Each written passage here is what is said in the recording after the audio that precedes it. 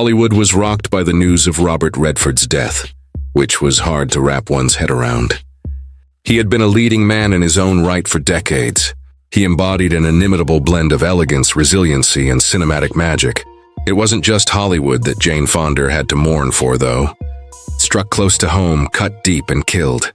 She finally spoke out after keeping quiet for days, letting the world in on her profound sadness over the loss of her closest screen partner and best friend. Join us as we explore the truth. The sparks between Jane and Robert first started flying. It seemed like Robert Redford and Jane Fonda's names would be mentioned together from the start. Things got heated when they made their debut together in 1966's The Chase. Something lasting, something that persisted through the years, rather than the ephemeral kind that disappear as soon as the cameras stop rolling.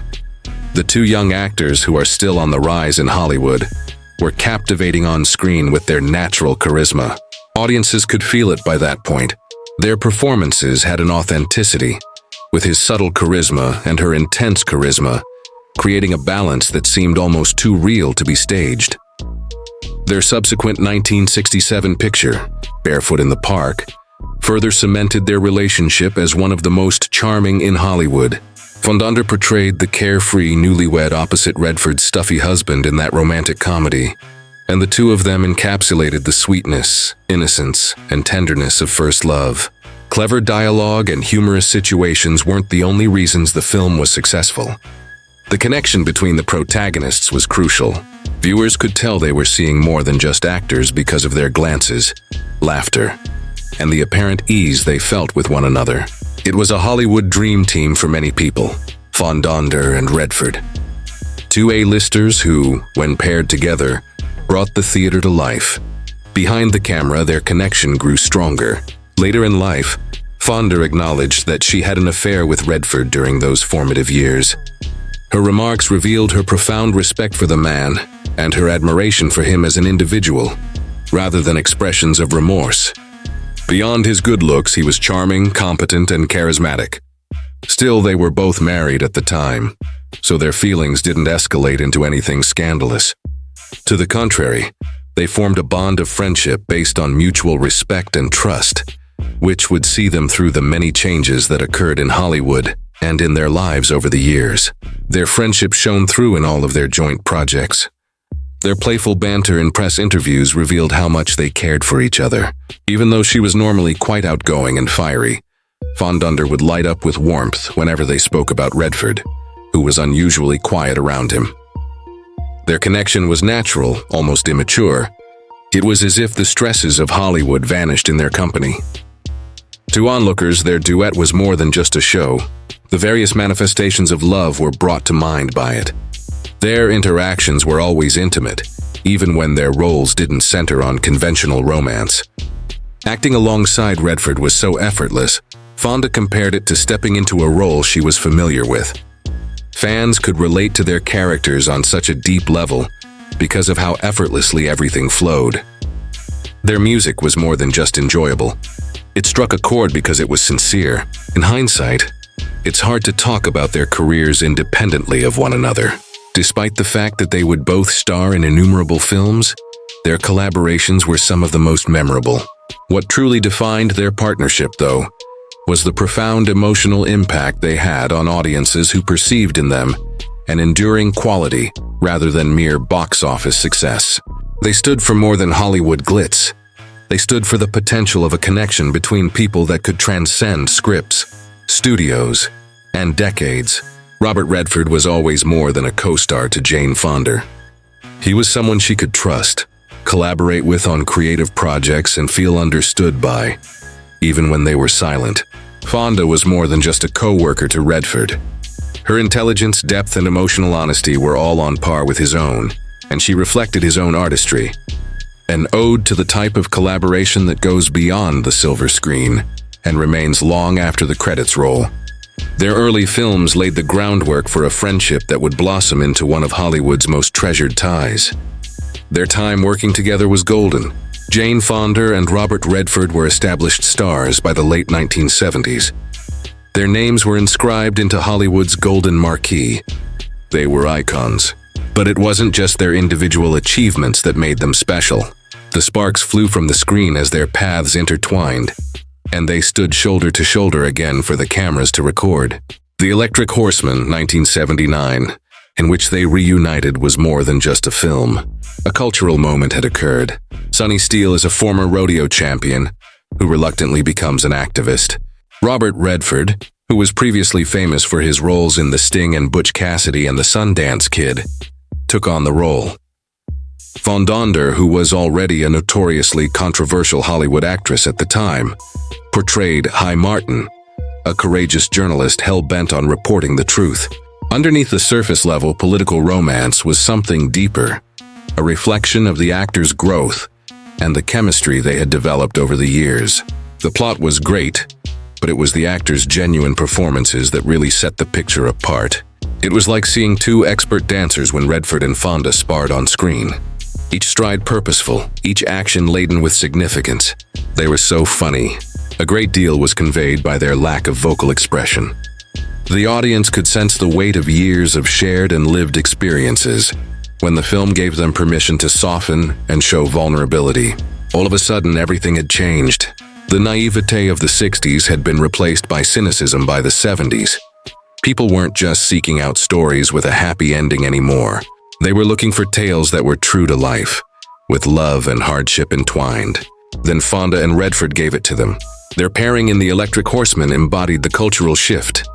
Love wasn't naive. It was complicated, layered, and sometimes tangled in the chaos of politics and personal responsibility. The press at the time marveled at their synergy. Critics praised the film not only for its environmental message, but for the undeniable connection between its stars.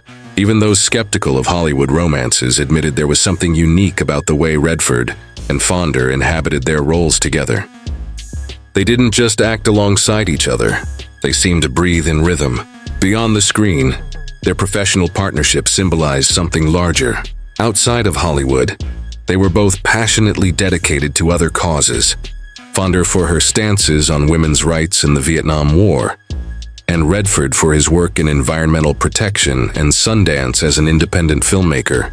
Viewers saw more than just characters in their on-screen collaborations. They caught glimpses of their real selves, two creatives who refused to let fame define them. They were both hell-bent on making a difference through their platforms. They would each maintain their own level of prominence throughout the 1980s. However, the public's perception of their joint endeavors remained unchanged. Many saw Fonda and Redford as an example of a what-if scenario in film. Did the most beloved couple from the screen also find love outside of the spotlight? The speculation, however, served to heighten the attraction. Their partnerships were unique in the sincerity they brought to them, because their relationship was based on mutual regard and friendship. They were captivating the world even without scandal or tabloid drama. Just being in the same room together had an impact. Their collaboration had entered the annals of Hollywood legend by the end of the decade. With wistful nostalgia, fans recalled The Electric Horseman for their relevance and energy, and they eagerly anticipated the prospect of another reunion, all because of Barefoot in the Park. Every project had felt like a new chapter in an ongoing story, one that conveyed not just their acting identities, but also their relationships with one another. There was more to the heyday of their partnership than just movie credits and box office returns. They revolved around two individuals whose lives' creative trajectories continued to entwine, and whose mere presence brought an air of elegance to every setting they graced. Redford and Fonda were unique in an industry that frequently dissolves partnerships as rapidly as it forms them. Every time they were on screen together, viewers could sense something unique and timeless about them. The deafening silence that followed Jane Fonda's announcement of Redford's death and the devastating power of her final remarks were both shaped by this history and this wealth of memories. The enchantment of Jane Fonda and Robert Redford's collaboration persisted long after the shutters were closed. What the public saw on screen was really just a mirror reflecting a deeper, more personal friendship that lasted for decades. Through many marriages, divorces, political scandals, and the unstoppable march of time. Truthfulness is something Fonda has never been afraid to display. A quiet, respectful, and everlasting love blossomed between her and Redford. It was not the kind of love that makes headlines or fuels gossip columns. Throughout their time working together, she confessed in interviews that she fell head over heels for him. Redford was more than just Hollywood's golden boy. He was a man who radiated intelligence, kindness, and poise, and she felt completely disarmed by him. Life, however, had limits. When they initially started working together, they were both married. However, despite the obviousness of their attraction, it remained contained. They were respectful of one another, and neither gave in to the allure of romance. Instead, trust, something more permanent than transitory passion, grew. Their trust in one another was the glue that held their friendship together for over 50 years. Concealed from prying eyes, they were close confidants. Not a man who readily let anyone in, Redford was infamously reclusive. However, Fonda provided solace. It was easy. "I could never quite read him," she would say in jest. She worried that she had offended him when he was silent. However, she had a deeper understanding of him than most people. He was the type of man who deliberated over his statements before making them. She was fearless and spoke her mind, lighting up the room with her charisma, intelligence, and enthusiasm. In the unique way that only friends for life can, they were able to counteract one another. Their bond extended beyond their artistic abilities. In the face of rapid social change, neither of these activists was content to sit on their hands. Redford was someone who understood the importance of standing by one's beliefs, which was important to Fonda, who was often criticized for her protests during the Vietnam War and her unceasing support for women's rights. In addition to his work in Hollywood, he was deeply committed to environmental protection and the establishment of Sundance Film Festival as a platform for independent filmmakers. Both stars knew the price of speaking out in a world that frequently begged them to remain silent. Their friendship was sacred because of that mutual understanding. It didn't come from a place of professional ambition or practicality, but rather from a foundation of mutual respect, joy, and shared values. Their bond proved that deep, meaningful love can exist apart from the trappings of romance and scandal. There is a quiver under Fonda's words when she mentions Redford these days. The shakiness that comes from losing a close friend who understands your story on a personal level, as well as a co-star. His passing was more than just the loss of a Hollywood icon in her eyes. It was the end of an era in which she had relied on, valued, and trusted a particular voice. They did not have a typical love story. It was something stronger, more long-lasting. The link between two spirits who saw the brilliance in one another and decided to stay in each other's path, year after year. And Jane Fonda's sorrow at Redford's death is about more than simply a new chapter closing. The story revolves around the reunion and the subsequent loss of a friend who had played an integral role in her life. Robert Redford and Jane Fonda had already penned one of Hollywood's most enduring chapters by the time 2017 rolled around. Viewers who grew up witnessing their infectious chemistry and playful banter consider their 1960s and 1970s collaborations classics. It was surprising but not unexpected that these two icons would reunite for a final film appearance in the latter stages of their careers. The Netflix original film Our Souls at Night was unlike any other film. It was a celebration of their shared history as well as a farewell and a get-together. As a whole, the project seemed doomed. The film, which is based on the novel by Kent Haru, follows the lives of Addie Moore and Lewis Waters, two elderly neighbors from a sleepy Colorado town who, in their twilight years, discover comfort and camaraderie in one another's presence. Subtle and tender, yet deeply moving was the story. With the experience and maturity that comes with age, Redford and Fonda were able to rediscover the intimacy they had always shared on this ideal canvas. Their on-screen chemistry was just as radiant as it had always been. The squabbles of the barefoot kids in the park and the electric horseman's violent fights were things of the past. What replaced them was something more delicate, vulnerable, and painfully genuine. There was an emotional resonance that went well beyond the scripted scene when Fonda's Addie proposed to Redford's Louis that they spend their lonely nights in bed together to avoid being alone. The decades of silent love between the two actors were palpable in every look, hesitancy, and touch. Although the film did not set out to revolutionize cinema, critics praised it for letting two icons do what they were good at, telling the truth.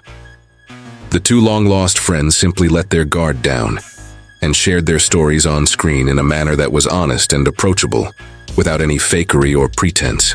Being a witness to their final act together was like being a fly on the wall of a love story that had lasted 50 years.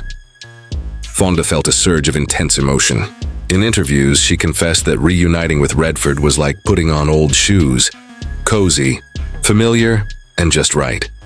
During the film's premiere at the Venice Film Festival, she spoke openly and warmly about their relationship, joked about how she had been in love with him on set, and expressed her gratitude for one last opportunity to be by his side in front of the camera. Her candor astonished both the audience and the journalists. It was as if the man who had played such a significant role in her life became inseparable from the on-screen character. Similarly, Redford appeared introspective throughout the publicity for the film. Despite his reputation for being reserved, he cracked just enough to admit how deeply he connected with Fonda. Her courage, tenacity, and ability to inspire him to grow as an actor and a person were all things he lauded. It said a lot about the respect he had for his co-star that the normally reserved Redford spoke so frankly about her. For both actors, Our Souls at Night was more than simply a film credit.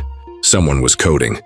As far as the fans were concerned, it was the climax of a tale that had been building since the 1960s. Witnessing their reunion brought a flood of emotions to many, serving as a poignant reminder of how cinema can immortalize fleeting moments. Fonda and Redford, along with Addie and Louis's characters, felt a lasting sense of closure as the credits rolled. They had diverged in their professional pursuits, but fate had other plans, and they were back for one final performance. The film seems like a blessing now that it's out in the world. It gave Fonda and her fans a chance to celebrate the end of a partnership that had meant everything to them. With Redford's death, Our Souls at Night takes on an even greater significance. A heartwarming tale of two people discovering love at a later age is no longer its sole purpose. It stands as a lasting tribute to the connection that Jane Fonda and Robert Redford shared, a symbol of the love, trust, and commitment that characterized their relationship. Viewing the film today is like listening in on the farewell conversation of two friends, with the knowledge that their tale, though concluded, will reverberate eternally within the souls of their beloved ones, an enduring tribute to cinema and love. Hollywood tends to use metrics like box office receipts, accolades, and cultural impact to evaluate legacies. However, such reductionist interpretations fail to do justice to Robert Redford and Jane Fonda's story. They left behind a legacy of connection, as well as artistic accomplishment. A connection that stood the test of time, was unaffected by passing fads, and maintained an integrity that not even the most dazzling celebrities could tarnish. The legacy stands out for Redford. A dashing leading man wasn't the only thing he was. He had the acting chops to play a wide range of characters, from frightened romantics to principled crusaders, and he did it with ease. Ordinary People and Quiz Show, two of his critically acclaimed films, showcased his talent as a filmmaker. Long before it was cool to be green, he was already an environmental activist who was devoting his power and wealth to the cause. By providing a stage for underrepresented filmmakers at his Sundance Institute, he altered the course of independent cinema. However, Jane Fonda believed that Redford's impact extended beyond his acting career. It all came down to his identity. She thought he was a dignified man whose steady demeanor countered her own flamboyant enthusiasm. She was impressed by his composure, patience, and ability to hold people's attention without yelling. His quiet strength proved to her that she didn't always need to shout to be heard. Moreover, Fonda's personal legacy became entangled with the Redfords in ways that neither of them could have foreseen when they initially set foot on a set together. Among her contemporaries, she emerged as one of the most multi-talented performers, fearless in assuming roles that pushed the boundaries of accepted social mores. Provocative, courageous, and divisive, that was her personality. An actress who defied Hollywood's rigid gender norms. At great personal cost, she battled for political causes, women's rights, and the truth. Redford was a benchmark, though, all through her career. His unwavering support was a comfort to her, as she reflected on the pivotal points in her creative life. They stood for an unusual phenomenon in Hollywood when they were together: secrecy throughout life. No amount of public feuds or tabloid drama could ever break their bond. Instead, it was characterized by love, respect, and an unbreakable trust that lasted for more than half a century.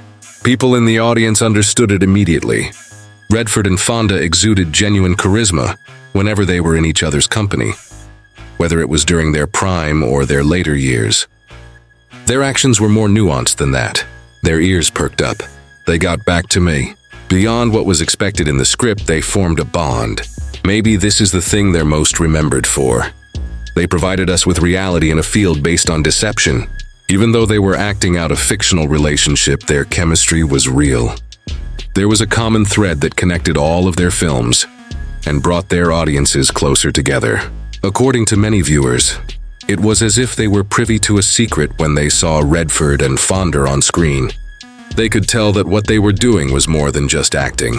The departure of Redford has given that thread new significance. The movies they co-wrote turned out to be something special.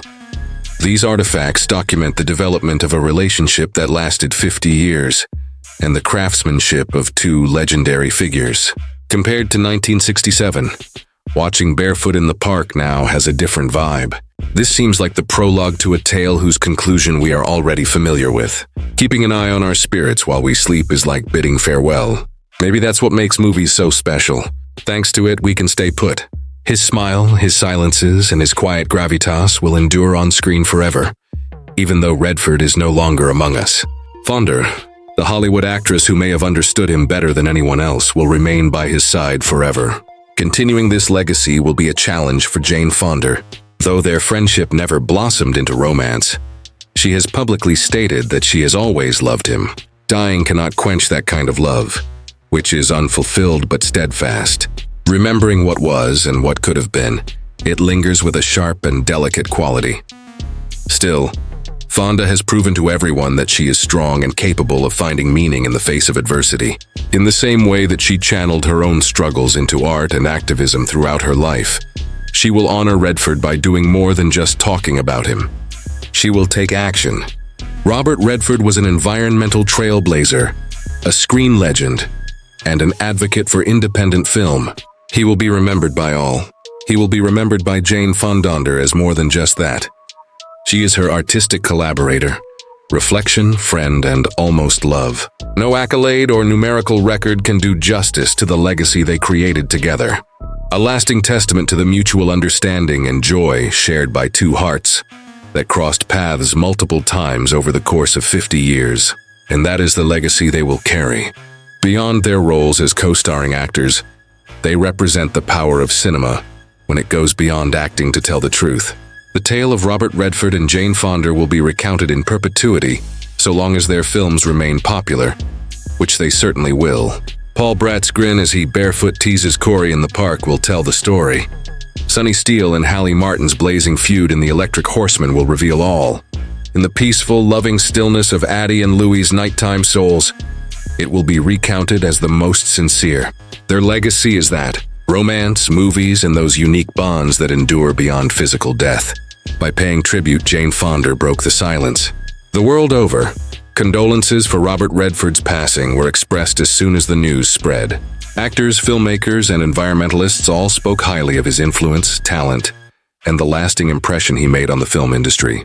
Nevertheless, none of the newly emerging voices possessed the unfiltered intensity of Jane Fonda's. It was more than just losing a friend or co-worker to her. A long-ago chapter had finally come to a close, leaving a gaping hole in her heart. Redford had always been someone that Fonda spoke about with a mix of vulnerability and admiration. Throughout their many films together, she repeatedly admitted to being head over heels for him. This went on for decades, but she insisted throughout that their love was based on mutual regard and trust. The kind of closeness that develops when minds and hearts work together in harmony to make art. Now that he was gone, those words had a devastating finality. Yes, this was melancholy, not merely nostalgia. Fonda remembered their initial collaboration, 1966's The Chase, when they were both still trying to establish themselves in Hollywood. In her tribute, she recalled being captivated not by his physical attractiveness, though Redford was undoubtedly a stunning man for his time, but by his silent power. She had said that Robert's integrity served as his armor, so he didn't have to be the dominant figure in any given situation. Everything that followed was built upon that integrity. The sound of barefoot children laughing in the park, the electric horseman's pent-up tension, and our own soul's tender nighttime caress. Every film was more than just another role for Fonda. It was a section of a tale that she told Redford. Her tribute was deeply moving because of how honestly she delivered it. She didn't try to hide her sadness behind flowery language or lofty claims. She instead opened up about the profound impact that Redford's direction had on her development as a woman and an actress. He improved her.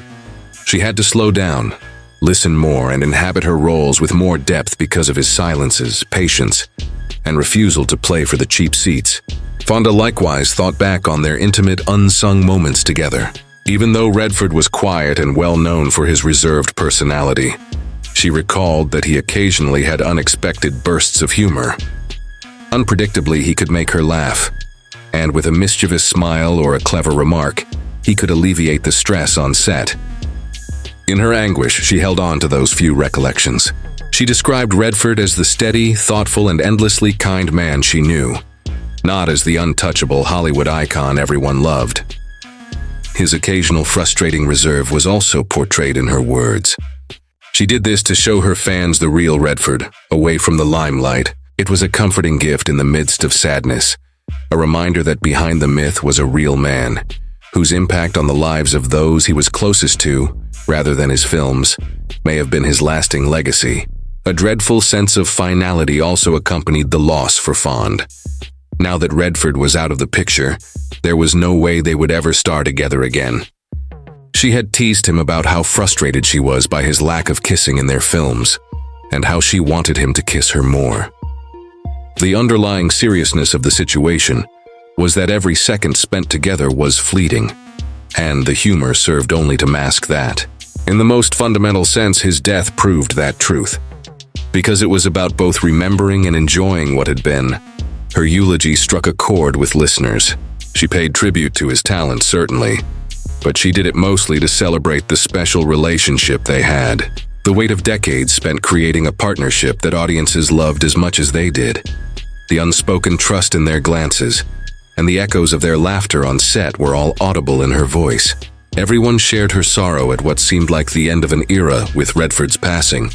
Together with Fonda, he stood as an example of genuine Hollywood acting for many years, showing that movies could be both entertaining and touching. The hush fell over them as they realized they were down to their last surviving member. At the end of her tribute, Fonda made no attempt to downplay the significance. No, she wasn't going to act like it would be easy to get over the loss. Rather, she simultaneously recognized the anguish, the emptiness, and the appreciation. She treasured every movie, every joke, and every peaceful moment they spent together. The news that there would be an end to them broke her heart. When it came to Jane Fonda, Robert Redford was always more than a co-star. He was an integral part of her life and work, always there to hold everything together. There is nothing else that can replace him when he is not here, but she made sure his memory would not fade with her words, her tears, and her candor. The films they made together, and the mutual respect and affection they shared for nearly 50 years, would ensure their legacy. If you want more videos, don't forget to hit like and subscribe and press the bell icon. Thanks for watching.